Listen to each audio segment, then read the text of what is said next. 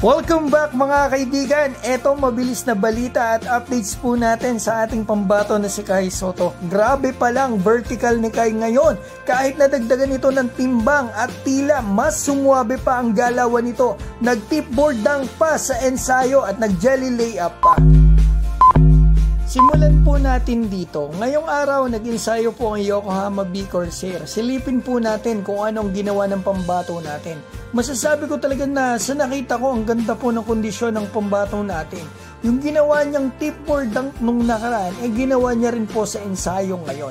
At ang pinaka nagustuhan ko po talaga sa kanya dito sa practice, ito yung ginawa niyang jelly layup. Ito, kita natin yung forma at galaw niya, parang ang gaan-gaan ng katawan ng pambato natin kumilos. Ang smooth, kumbaga parang wing ang galawan. Epekto po ito or bunga yan ng kanyang training at pagsusumika.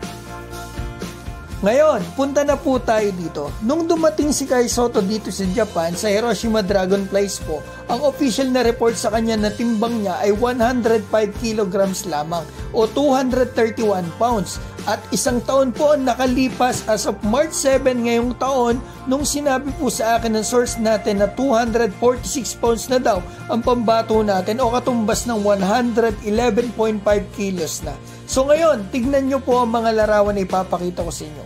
Ano po kaya sa tingin nyo ang vertical ni Kai ngayon?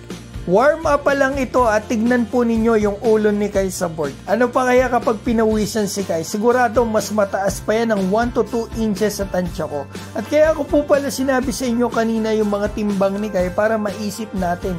Bumigat ang katawan ni Kai Sotto dahil nga ito po ay nagpapalaki ng katawan para nga dito sa sabak nila, dito sa gilas sa OQT. Pero mga kaibigan, bumigat nga si Kai pero hindi naapektuhan ang kanyang vertical jump.